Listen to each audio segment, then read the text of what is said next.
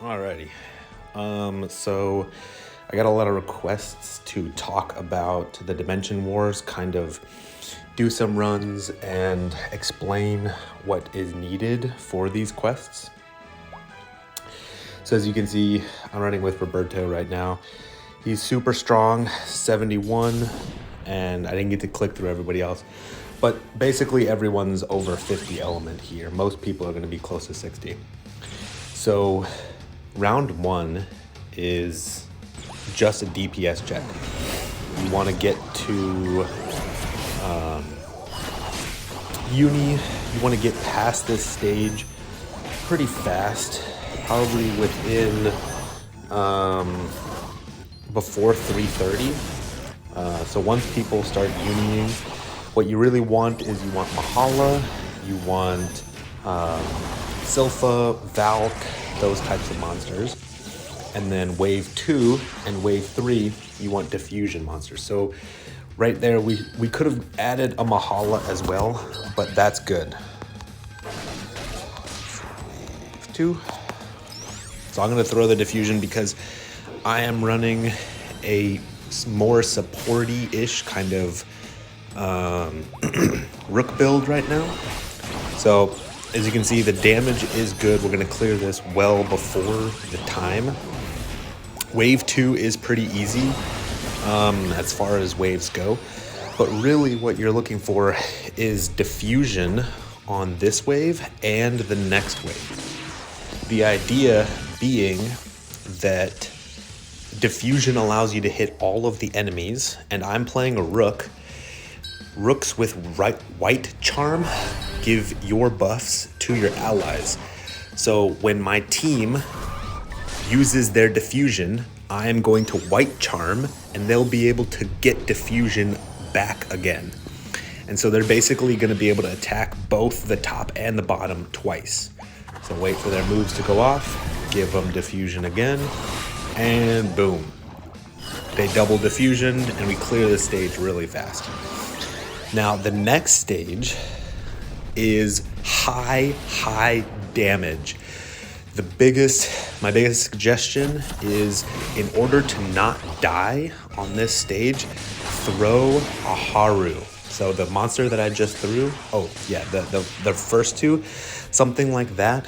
These monsters don't like to cleanse themselves. So that debuff on the enemy boss is a permanent debuff. They're never gonna remove that, but this boss likes to time slice and remove your buffs like crazy. So you gotta watch your own buffs. Make sure that you're not completely losing all of your buffs. And I'm gonna white charm again to give the team that diffusion so that we can clear this a little bit faster. You want to get out of this as quickly as possible. See how they're applying frozen and stripping us? Well, we didn't get fully stripped that time, but the boss applies frozen, which is a form of paralysis. It's a special debuff. It's a form of paralysis that will make it so that when you tap an ability, there's a chance that it doesn't go off. It also additionally reduces the damage that you deal by 50%. And because they use this buff so often, there's a high chance that you get stacked with a triple frozen. And triple frozen means you're basically going to be doing 0 damage and sorry, I'm just checking their stats and their abilities. They're not bad. Honestly, this will probably work. Yeah, I'm gonna go back and see. Oh, Roberto's back up. Okay, so Roberto is 71 element, 72 element. You can pause. I'm gonna try and go fast. 74 element and 50 element. Now this guy does not have Assault Mirage. We would want him to have Assault Mirage, but he doesn't. This one does not have Assault Mirage either. So neither of the two random archers have Assault Mirage, which is not good. These two archers don't. but it is what it is. You know, we can probably still clear it because Roberto and R27 are just the big strong. So yeah, again, first wave will just keep stacking debuffs on you, which is really annoying, but it's not a big deal. You should not be dying on wave 1. Wave 1 is pretty simple. Honestly, overall, wave 1 is the easiest stage. Like I said, it's just a pure DPS check. Really, wave 3 is the one that will catch most teams off guard. The longer you're on stage 3, the higher the chances that you just die. So I'm gonna hold my uni.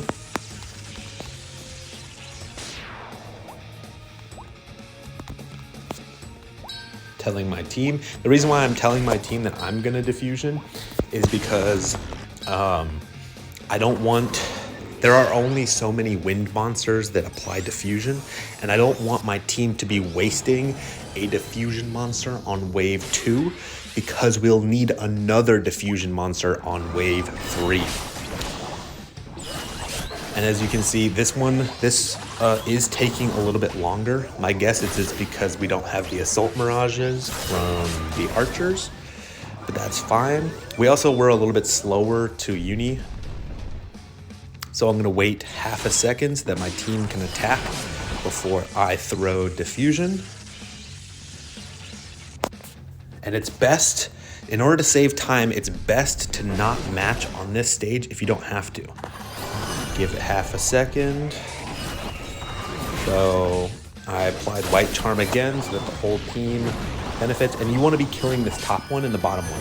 Top one and the bottom one both have defenses. Well, at least it appears that they have some kind of defenses against specific damage types. So one of them is more susceptible to magic damage, one of them is more susceptible to physical damage. My guess is that the top one is more susceptible to physical and the bottom one more susceptible to magical, but I'm not 100% sure on that.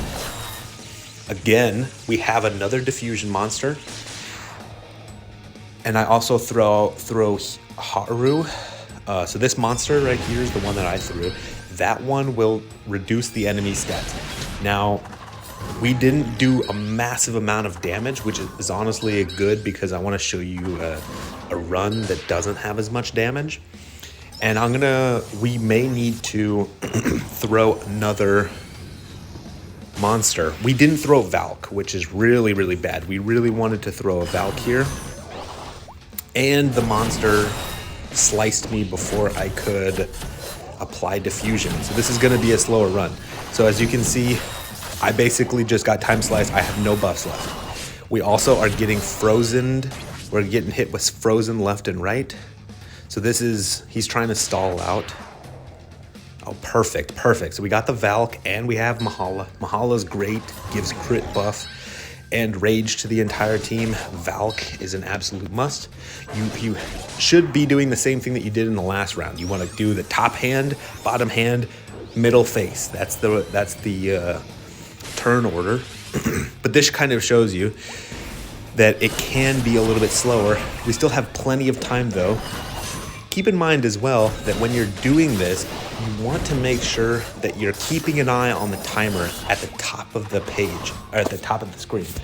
The reason why is because if you match, like let's say that there's only 40 seconds left and somebody throws a Wind Valk, nobody else should be uniing, because if you match, that matching animation is a 15-second animation. It's a long animation. So when that animation's going off, you're losing valuable damage, time that you could be killing the boss. So matching is not always good. In fact, less unis sometimes are actually better. I'm sure these guys are really strong. Yeah. So you're looking for high element. I suppose I should show myself. I have not done that. So let me show myself. So I'm 68 element, and I scale off of defense and magic defense, and I'm about 2.3 mil. So what The Assault Mirage ability that I was talking about, oh, I didn't get to show you. But the Assault Mirage ability from archers is a gun main slot ability that hits 10 times. And it is inaccurate, but with all of the buffs that you have and with swallow procs and other procs that can increase your ability accuracy, it is the best, the highest damage ability that archers can get. Now archers, keep in mind too, archers and mages are excellent for this, and that's because both archers and mages get additional base element advantage against water. Both of them should be 5 element. And obviously more element means you're doing more damage. Now, same thing. So we actually have a pretty good throw here, but no Valk. So this honestly is a pretty, in my opinion, remove the Mahalas. Those are garbage. I would much rather have a Valk. And this monster here, it gives us vital strikes, which is interesting, but definitely could have been a Wind Valk. Every single stage, you need Wind Valks. Honestly, it might even be worth me throwing a Wind Valk here, just to have one. I'm not sure I'll be able to uni on wave 2. So it looks like Roberto's gonna do it. So this is why when you're creating a set, you want to make sure that you have a variety of monsters. Because if I only had, like, I do have 3 or 4 Wind Valks, but if I only had Wind Valks, that would not be good. Because if my team also only has Wind Valks, then we'll have no diffusion, we'll have no other buffs like crit buffs, and so we got diffusion up. Somebody else threw diffusion, so I didn't have to throw it. And then, of course, doing the white charm, killing the top and the bottom first, and then the middle eye. And again, you don't really have to worry too much about that stage. It's this stage that's bad. I'm gonna give it half a second so that the team can attack before we go into the uni. Again, you can absolutely beat this without Haruhime, the one that I just threw. There are tons of ways to beat this. You don't need to do it exactly the way that I am, but I'm running with random people. If you're running with your guild, then perhaps you may want to find what you may want to strategize before you go into the quest. Who's throwing what, when, and on what stages. But because I'm running with a bunch of randoms, I don't know how tanky they're gonna be. And so that means that when we're attacking, there's a chance that they just blow up, which has happened before. And if my team is dead, then we're not clearing this no matter how much time we have. So the biggest thing for me, like right now I could absolutely throw a uni, but honestly, it'd just be a waste of time. Like there's one monster left, and in my opinion, the Silpha that guy threw would have been more than enough to clear. I do also want to say Goga, the last monster that was thrown, applies this Heartless Collapse, which is an excellent debuff for the enemies. If you want to increase damage, it's a pretty unique monster. And like I said, we didn't need that. Just slap the shit out of it. Alrighty, yeah, and that's pretty much it. I'm gonna head out for now, but yeah, just keep in mind, wave 3, you want to make sure that you can handle the frozen. You want to make sure that you debuff the enemy so that you have a greater chance of surviving. The team should be bringing abilities like Mend, something like this that costs nothing and recovers everyone's HP just in case anyone gets low. And then if you find that, you know, If you find that you're dying a lot on the last stage, maybe equipping some monsters that have frozen resistance and all that jazz will help you out. But as far as the difficulty for quests, there are two other difficulties. There's a less than 1 million and a less than 2 million quests for gear score. Those are easier. So if you are finding that that the 2 million plus gear score one is too difficult, try those, and you should be all good to go. Alrighty, see you guys.